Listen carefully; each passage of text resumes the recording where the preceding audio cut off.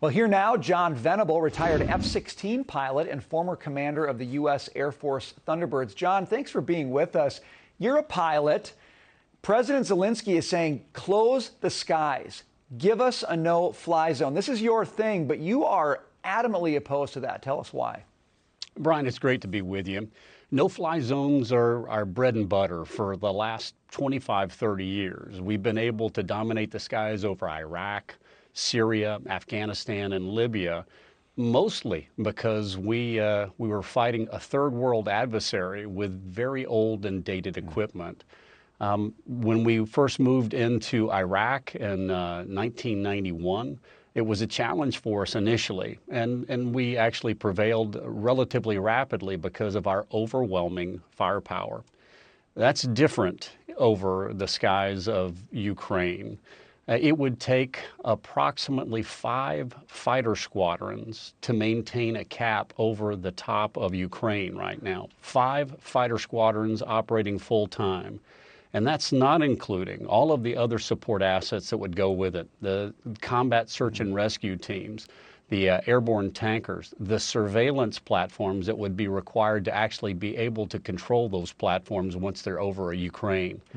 And the opportunity for us to actually lose fighters and lose aircrew over that would grow exponentially and be much higher than it's ever been in the last 25 or 30 years. So the challenges and that against us as a nation, fighting the most advanced surface-to-air weapon system in the world, the S-400, would be daunting. But the second side of this is, where does the no-fly zone end? Because of the advanced ranges of weapons that are fired off of our platforms and Russian platforms, you can actually launch a weapon outside of whatever you want to define, whether it's an escape, an evacuation corridor or not. You could shoot into that corridor and then be relatively, quote unquote, safe because you're not in the corridor. So this opportunity for us to actually spiral out of control with this kind of engagement with a peer competitor would very likely turn into an all-out war. And that's why I'm not for it. So, John, the next step down apparently, or seems to be, these MiG jets. I want you to listen to the Pentagon's statement on rejecting those fighter jets. Listen. All right. We do not support the transfer of additional fighter aircraft to the Ukrainian Air Force at this time, and therefore have no desire to see them in our custody either. We believe the best way to support Ukrainian defense is by providing them the weapons and the systems that they need most to defeat Russian aggression, in particular, anti-armor and air defense. So the Pentagon says they don't need this. President Zelensky says we need these. Your thoughts on the back and forth here? Well, Brian, it's awfully interesting for us to tell the Ukrainians what they need as opposed to listen to what they're asking for. A no-fly zone is out of the question, but the idea that we can flip-flop on this providing assets, air assets to Ukraine is just absolutely ludicrous.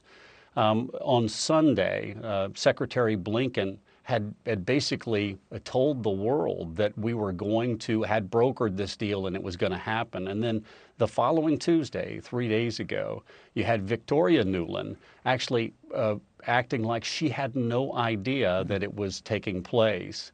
While that may have been true, it just goes to show you that this is foreign policy in a blender, where not even people inside the State Department understand what's going on. Yeah, it's not. No, go please. If I could go on. Yep. These fighters that we're talking about are 1970s and early 1980s vintage platforms. They're dated aircraft even in the Russian inventory.